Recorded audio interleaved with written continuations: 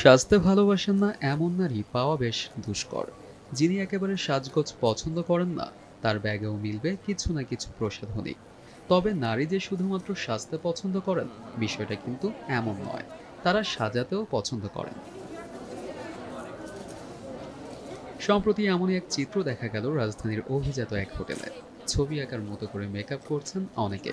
মূলত তরুণ মেকআপ আর্টিস্টদের নিয়ে শুক্রবার আয়োজন করা হয় মেকআপ প্রশিক্ষণ কর্মশালা। আর তরুণ এই মেকআপ আর্টিস্টদের সাজে বধূ বেশে র্যাম্প ওয়াক করেন এক ঝাঁক মডেল।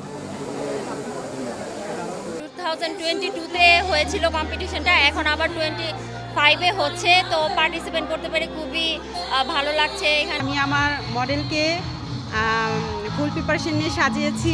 এই আয়োজনটা অনেক বড়, এখানে আসলে ইনক্লুড হতে পেরে অনেক বেশি এক্সাইটেড। আমি ছোটবেলা থেকে সাজতে পছন্দ করি, সাজাতে পছন্দ করি, এটার জন্য। সারভাইভ করতে হলে দুটো জিনিস লাগে, একটা হচ্ছে ধৈর্য আর একটা হচ্ছে ট্যালেন্ট। হ্যাঁ, আমার মডেলকে নিয়ে আমি 100-তে 100% আশাবাদী। আমি অনেক কনফিডেন্স নিয়ে সাজিয়েছি। শায়দা আপুর কথা কি বলবো, শায়দা আপু এত সুন্দর অ্যারেঞ্জমেন্ট করেছে আমাদের দেশে।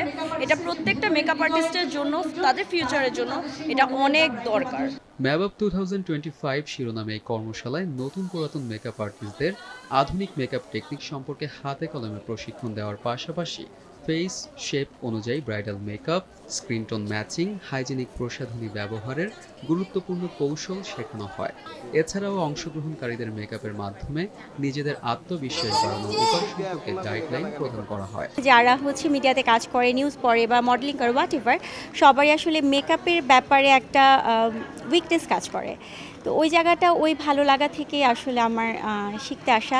আর পাশাপাশি আমার মনে হলো যে এটা একটা ভালো ক্যারিয়ার। আমার যেহেতু এটার প্রতি আগ্রহ আছে এবং আমি যেহেতু মিডিয়া পারপাসে কিছুটা জানি, আমি যদি আর একটু ভালো করে জানি তাহলে হয়তো বা ক্যারিয়ার হিসেবেও আমি এটা নিতে পারবো।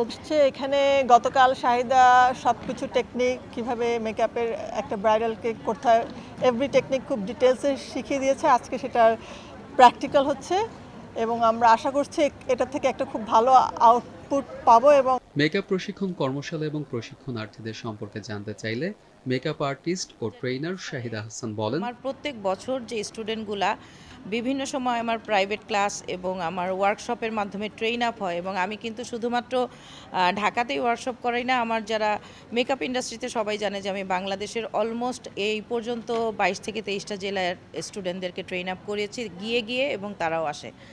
সো সব কিছু মিলে আমি চিন্তা করলাম যে একটা বছরে আমার যতগুলো স্টুডেন্ট বের হবে তাদের মধ্যে থেকে আমি কেন পিক করব না, যারা আমার সাথে কাজ করার সুযোগ পাবে। সেই সুবাদেই হচ্ছে আজকের আমাদের এই টপ 10 ম্যাবআপ মুয়া একটা কম্পিটিশন। এদিকে এই ধরনের কর্মশালাগুলো বেকার নারীদের পেশাদার দক্ষতা উন্নয়নের পাশাপাশি গুরুত্বপূর্ণ ভূমিকা রাখছে বলে মনে করেন সংশ্লিষ্টরা। ARM সাদাত, দেশ টিভি।